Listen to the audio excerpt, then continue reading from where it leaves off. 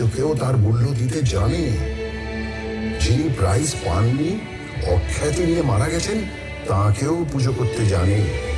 কারণ সে বোঝে একজন স্রষ্টার মূল্য তিনি কতটা সোনা কুড়োলেন তা দিয়ে বিচার হয় না, কতটা সোনা বিলোলেন তা দিয়ে মাপতে হয়।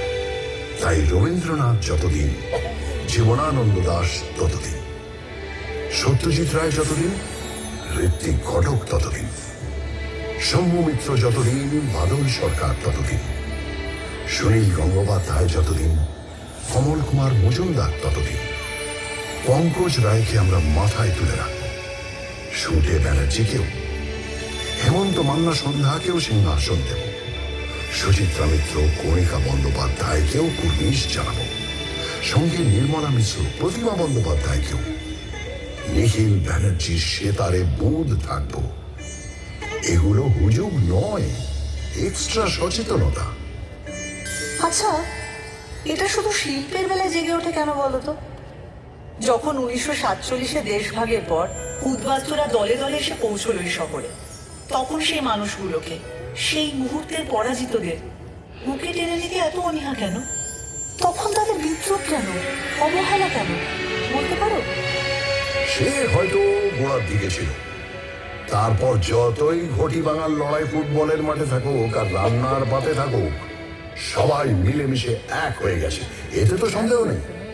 এতেও সন্দেহ নেই যে এই উদ্বাস্তুদের যথোচিত সম্মান দিয়ে তাঁদের থাকা খাওয়ার সংগ্রামে পাশে দাঁড়ানোর কাজ করেছিল বলে বাম রাজনীতি একসময় অনেকখানি মিশে গিয়েছিল আমার ডিএনএতে।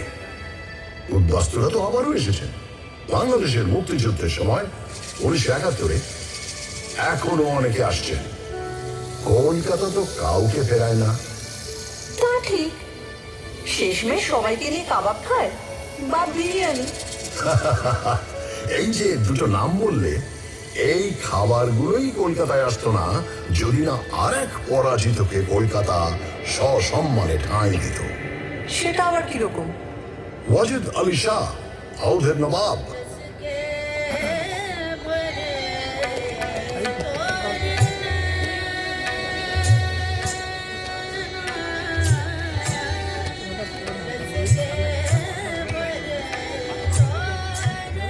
1856-য় তাকে ইংরেজরা বিনা যুদ্ধে সিংহাসনচ্যুত করে নির্বাসনে পাঠালো কলকাতায়। তিনি ঘাঁটি গাড়লেন মেটিয়া বুরুজে। চালে চলনে, পোশাকে আশাকে আর অবশ্যই খাবারে মেটিয়া বুরুজ হয়ে উঠল ছোটা লখনৌ।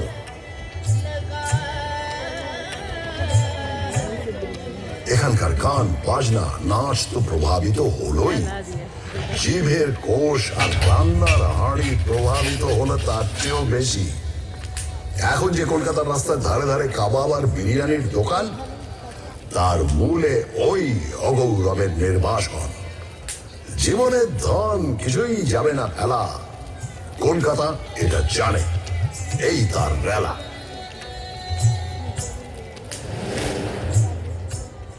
এই রেলা টেলা কোথায় চলে যায় যখন 1946-এর দাঙ্গার কথা মনে পড়ে যায়? সেই হিন্দু মুসলিম দাঙ্গা প্রায় 1 সপ্তাহ ধরে চলেছিল।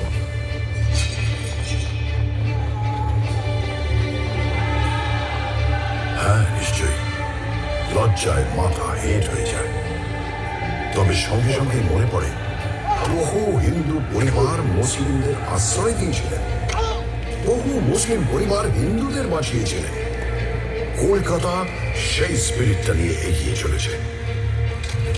ওসব দাঙ্গার কথা ছাড়ো, বিদেশে যখন রবিশঙ্কর আর আল্লাহ রাখা মিলে অবিশ্বাস্য সুরের চালচিত্র তৈরি করেন, বা মহিষাসুর মর্দিনীতে যখন বীরেন্দ্র কৃষ্ণ ভদ্রের চণ্ডী পাঠের সঙ্গে বেজে ওঠে মুসলিম শিল্পীদের অলৌকিক বাজনা, তখন কি সেই ম্যাজিকটা জানান দেয় না?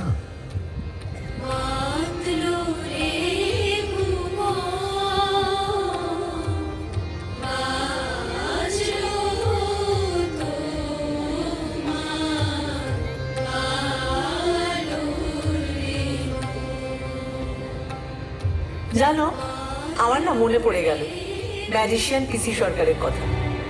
একবার নাকি তার ম্যাজিক দেখতে সবাই এসেছে, কিন্তু 10 মিনিট হয়ে গেছে, ম্যাজিশিয়ানের আসার নামই নেই। সবাই অস্থির, অধৈর্য।